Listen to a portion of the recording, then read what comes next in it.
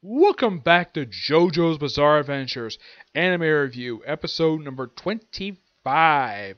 This one I'm viewing the 18th episode of JoJo's Bizarre Adventures Golden Wind, which is also the 131st episode of the anime, Head to Venice. This one adapts the ending of chapter 506 and goes straight to 510, roughly about 4 chapters, mostly anyway, so they do adapt like some of chapter 506.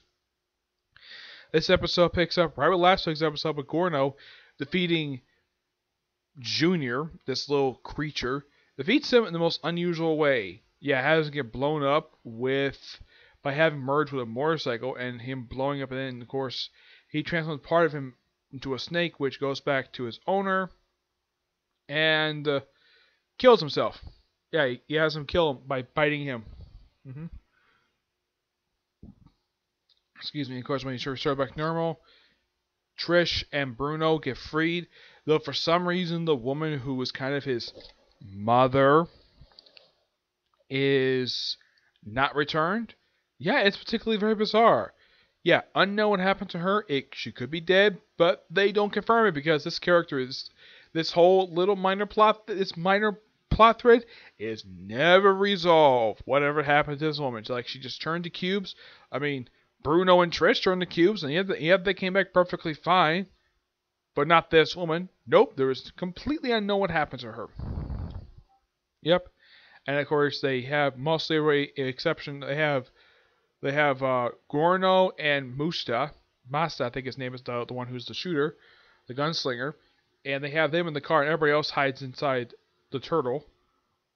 And they're driving to Venice, because that's basically where they have to go. They have to head to Venice. And they're actually on a bridge. And of course, one of the members of the hit squad, which has been tailing them for quite some time now. Yeah, ever since they arrived at this portion of Italy. Of course, they arrived at this place via boat. Yep. And they're attacked by a guy whose stand ability can produce ice. So we have an Iceman. Yep. I would not be surprised if somehow this character was inspired by Vanilla Ice. And yet his name is White. His name is White Album. That's the name of his stand. Apparently his stand allows him to form like an ice armor and allows him to ice skate on an actual road. And a few times they would actually block him off, like block off the car, which was to freeze. And the episode ends kind of abruptly with Gorno must have basically driven the car into the canal. Oh, and they had this hilarious thing in last episode where Gorno turns all these cars into frogs. Yeah, of course, as mentioned, why can't he turn into frogs? Because, well, he can't because he's freezing cold. Of course, Musta basically also had part of his finger frozen on a window, and of course, part of his face was getting removed, and Gorno, and there's also the point with this freezing thing was almost going to kill him. But luckily enough, they were able to shake him off, and since they got to go in the river, who knows if they... I mean, in the case of Gorno and Mista, they're definitely going to survive, because, well, Gorno is the main character, so of course he's going to survive. As far as I looked it up, I'm not going to spoil who survives to the very end. I will say there will be some characters dying toward the very end of the series, but not all of them. Nope. I mean, this particular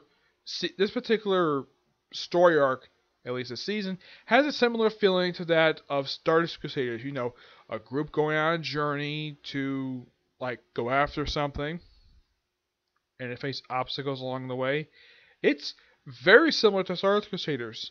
I mean, heck, there are two people from Stardust Crusaders in this season. I won't spoil who the other one is, but I knew that Jotaro Kujo, who in the dub is voiced by Matthew Mercer, he appeared for at least about 3 episodes of this season, and then he never appeared ever again in the season, though he does return for part 6. Yeah, appearing as a recurring character in that one, because the main character in that one, he's actually the father of the main character in that one, because it features his daughter. As for who her mother is, completely unknown. Yep. But this by far was a quite interesting episode, and yeah, of course we have it's where for at least 3 multi-parters in a row where Gorno is the one who figures out stuff and he actually does something. And at least in this one, yeah, he's doing something.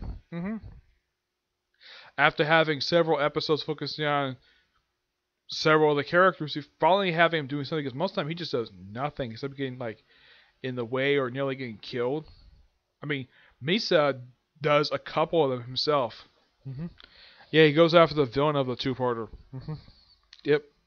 So that's it for this particular review. Stay tuned for my next comic corner, which I'll do that next. Okay, but do see you next review. Bye.